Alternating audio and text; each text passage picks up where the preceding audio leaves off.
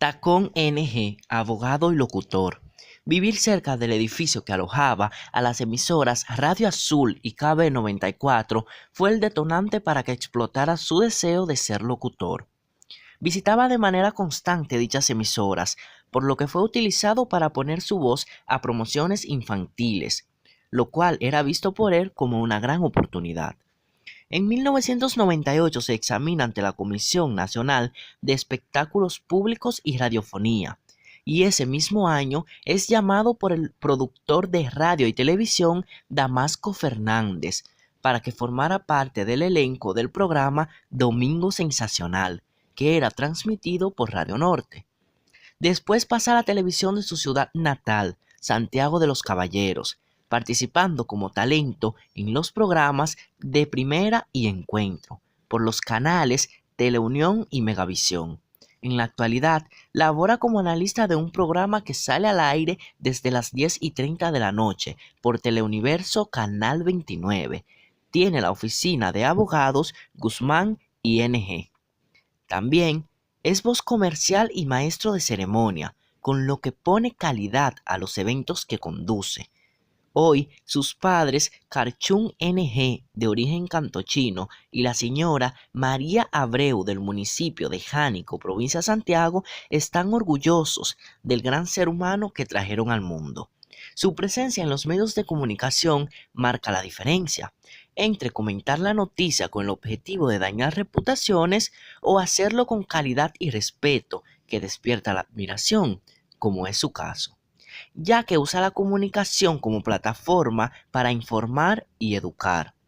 Con NG es un profesional de larga data que ha venido realizando estudios como licenciatura en Derecho, Universidad Autónoma de Santo Domingo, maestría en Derecho Penal y Procesal Penal, Universidad Abierta para Adultos, comunicación estratégica, George Washington University, locución, módulo taller de locución de Frank Félix Rodríguez, inglés básico, medio y avanzado, UTESA English School, técnicas de investigación periodística para casos de corrupción, Pucamaima, Banco Mundial. Dichos aprendizajes le han dado fruto y lo han llevado a alcanzar logros como Premio Municipal de la Juventud, Alcaldía de Santiago, Joven Destacado de la Región, Ministerio de la Juventud, Locutor Presentador Destacado, Asociación de Locutores de Santiago, Estudiante Meritorio del Centro Acción Pro Educación y Cultura. Mención de honor en la categoría Cuentos del concurso de cuentos, ensayos y poesías Eugenio de Champs de la Sociedad Cultural Alianza Cibaeña. Reconocimiento como profesor destacado del programa Prepara en la Escuela Ana Luisa Gutiérrez. Reconocimiento como profesor destacado del programa Prepara en la Escuela Juan Ovidio Paulino. Selección del concurso fotográfico Natalio Puras, APECO. Por la entrevista y por hacerme parte de este proyecto. Gracias a ti por permitir que sea yo quien realice las preguntas en esta ocasión. Un honor. ¿Cómo haces tú para mantener el control a medida que se va desarrollando la entrevista? Bueno, lo primero que hay que hacer es idear una especie de guión en torno a las preguntas que uno quiere realizar.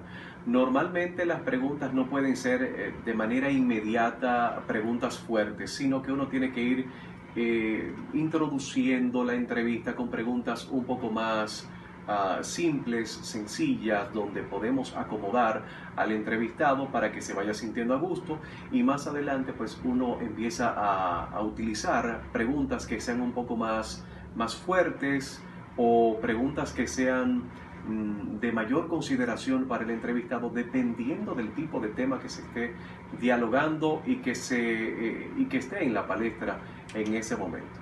Perfecto. ¿Te das cuenta tú cuando un entrevistado te está mintiendo o te distorsiona la información? ¿Cómo?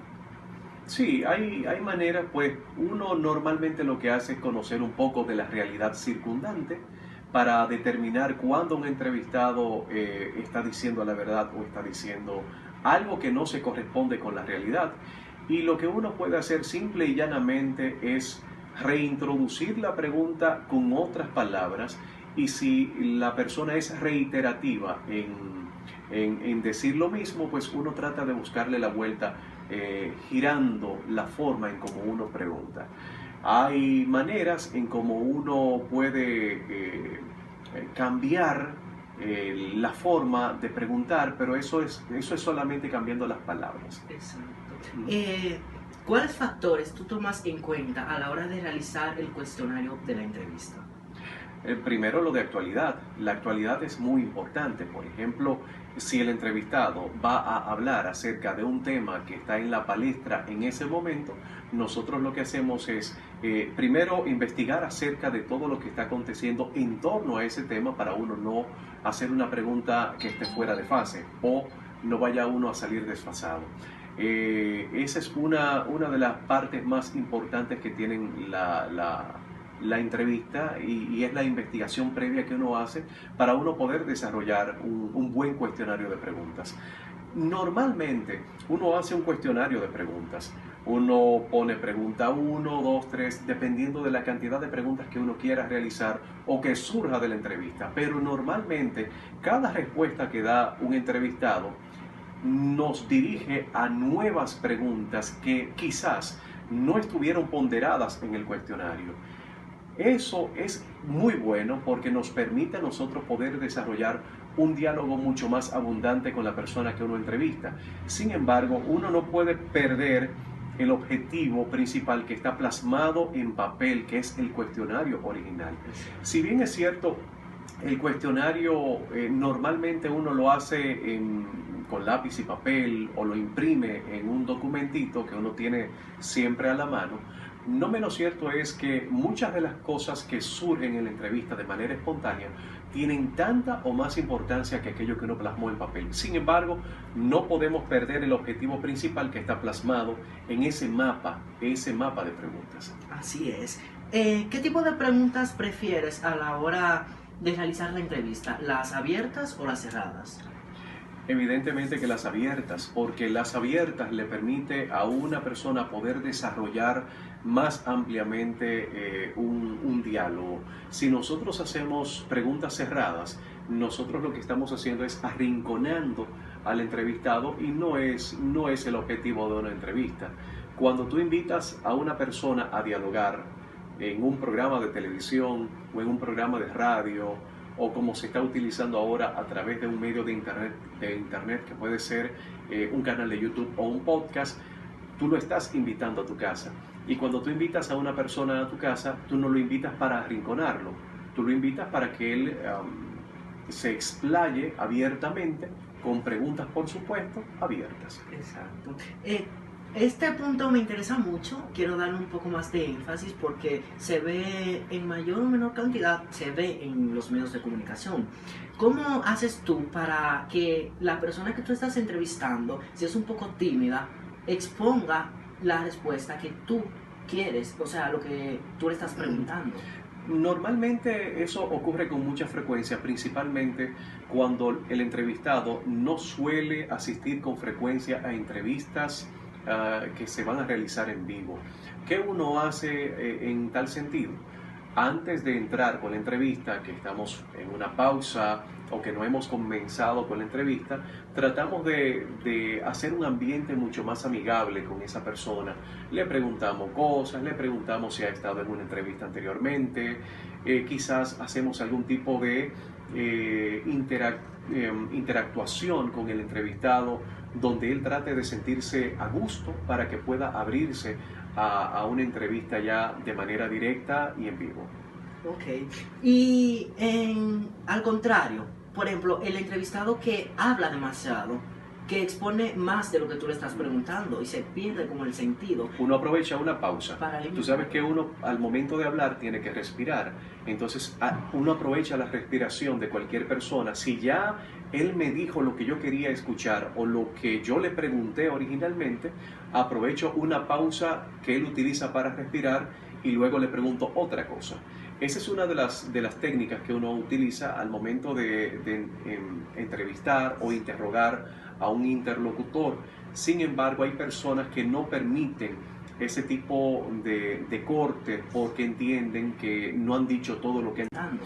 Normalmente eso ocurre con mucha frecuencia, principalmente cuando el entrevistado no suele asistir con frecuencia a entrevistas que se van a realizar en vivo.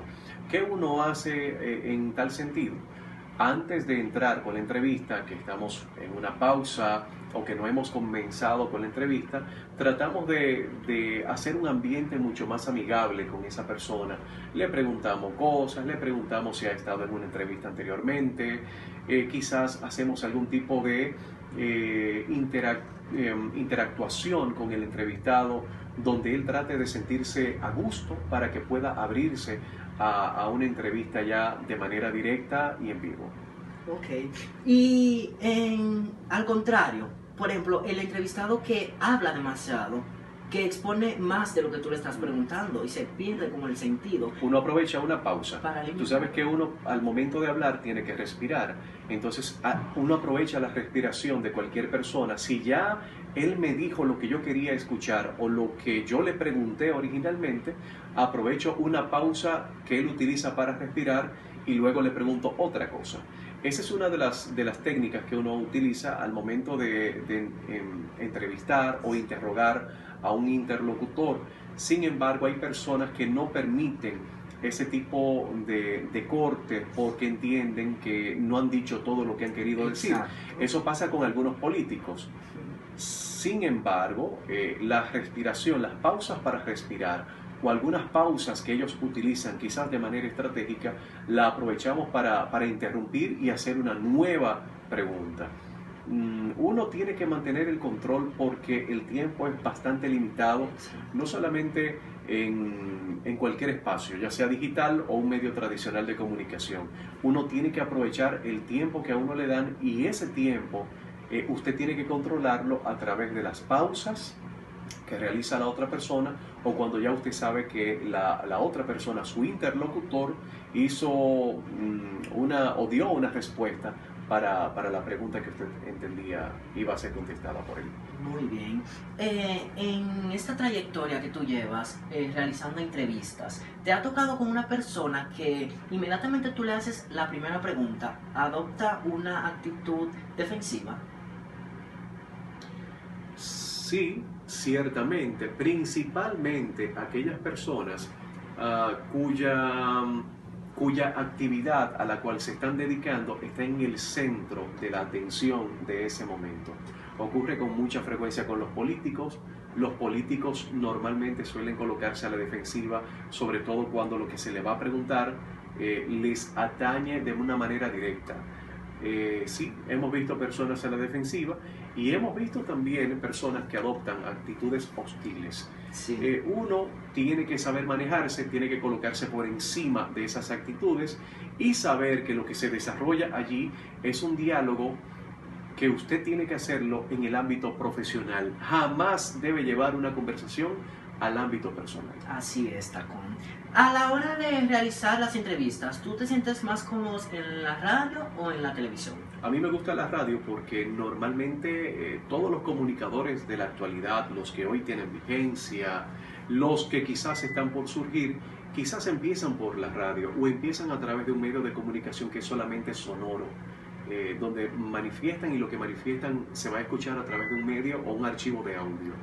O sea, empezamos por la radio. Me gusta la radio originalmente porque la radio te permite jugar con entonaciones, te permite jugar con inflexiones en la voz y eso es maravilloso. Sin embargo, la televisión necesita mucho del cómo se ve. Una corbata, un saco, la vestimenta, maquillaje. En la radio uno le coloca maquillaje y le coloca una corbata a la voz. Exacto. Ya me da curiosidad, porque me has dicho que has entrevistado a personas que son muy influyentes en nuestra sociedad. Entonces, la entrevista tiene tres formas, que son la informativa, la de personalidad o de semblanza y la de opinión. ¿Cuál te gusta más? ¿Cuál prefieres realizar? En nuestro quehacer diario, nosotros tenemos que tocar de manera directa la entrevista informativa. Sin embargo, para tratar de introducir una entrevista, para llevarlo a la parte informativa, nosotros en ocasiones comenzamos con la entrevista de semblanza o biográfica, porque eso le permite al entrevistado poder irse abriendo un poco más, entender que la entrevista no es el desarrollo de actividades hostiles, sino que es un diálogo entre dos personas que están conversando y que no habrá ningún tipo de manifestación hostil en ningún momento. Eso es lo importante, que el entrevistado pueda sentirse cómodo con el diálogo y que al final se abra al momento de uno poder preguntarle las preguntas que originalmente surgieron para que esa entrevista tenga, vamos a llamarle, algún tipo de sentido en el ámbito informativo, que esa entrevista se pueda convertir en noticia, por lo que dice el entrevistado. Así es. Pues muchas gracias, Takun, por compartir con nosotros tu tiempo, tus conocimientos. Gracias. Esperando poner en práctica cada una de las herramientas que nos has dado hoy para realizar entrevistas exitosas en el futuro. Pues yo espero haber sido de gran ayuda para ustedes, o al menos de ayuda para ustedes en este proyecto, y bueno, enviarle un abrazo caluroso a toda la persona que va a ver este trabajo videográfico. Para mí ha sido de mucho agrado y es un privilegio para mí poder estar aquí en esta entrevista que nos ha realizado Lenín. Lenín, muchas gracias. Gracias.